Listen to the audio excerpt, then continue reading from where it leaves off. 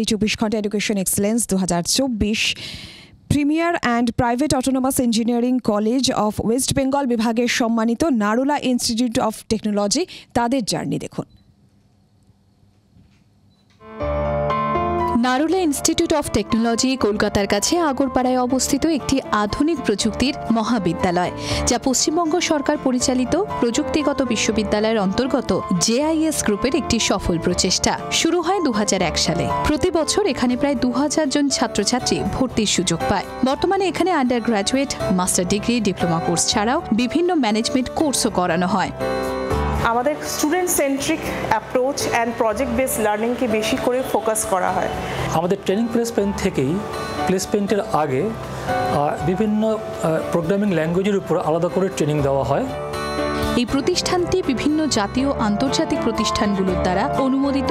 এটি AICTE, NBA, NIRF, NAC দ্বারা অনুমোদিত। এখানে প্রতি বছর গড়ে প্রায় 90% কর্মসংস্থান হয়। 24 ঘন্টা education excellence 2024 premier and private autonomous engineering college of West Bengal বিভাগে সম্মানিত নারুলা ইনস্টিটিউট অফ টেকনোলজি।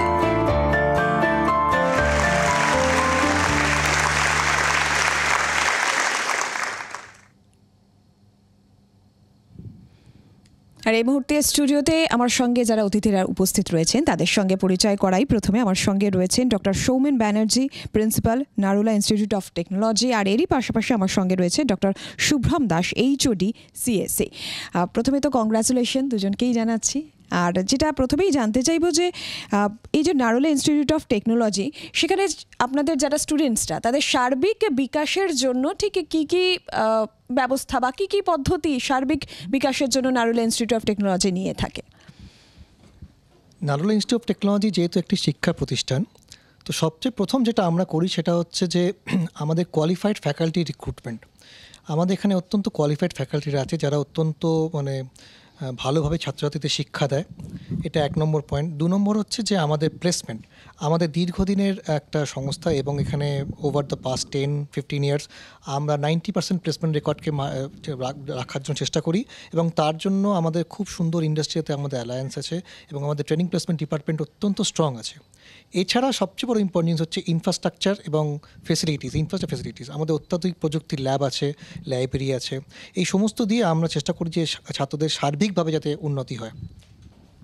আর একটা বিষয় যেটা জানতে চাইবো যে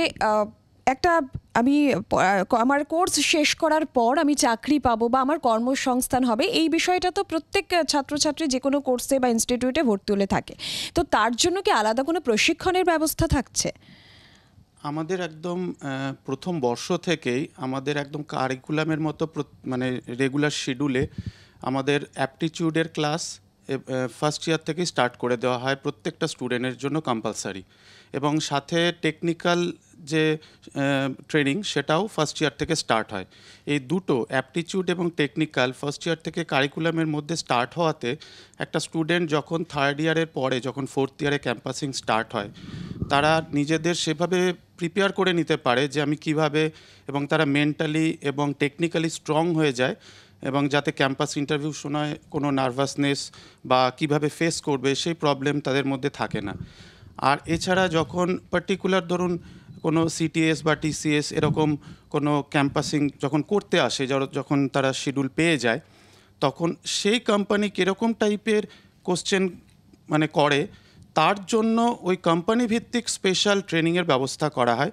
আমাদের প্লেসমেন্ট সেন অত্যন্ত স্ট্রং, এবং তারা রেগুলার বেসিস এই ট্রেনিংটা দিয়ে যায় যাতে স্টুডেন্টরা কোনো রকমভাবেই যেন একটাই কোনো রকমে না পারলেও আরেকটাতে যেন তারা পেয়ে যায়। এবং দেখা গেছে last 15 years more than 90% student আমাদের অন ক্যাম্পাস থেকেই চাকরি পেয়েছে।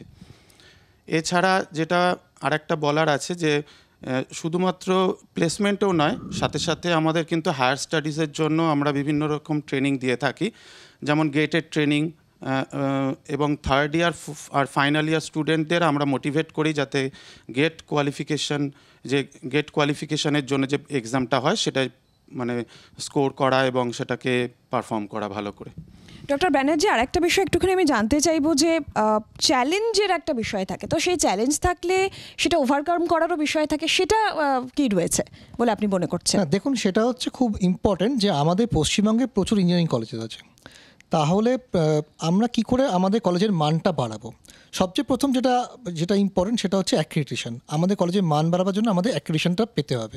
আমাদের কলেজ NBA দ্বারা অ্যাক্রিডিটেড, সবকটা ইঞ্জিনিয়ারিং ডিভিশনস আছে, প্রত্যেকটা ইঞ্জিনিয়ারিং ডিভিশনস NBA দ্বারা অ্যাক্রিডিটেড, এবং ওভারঅল আমাদের ইনস্টিটিউটটা NAC A অ্যাক্রিডিটেড।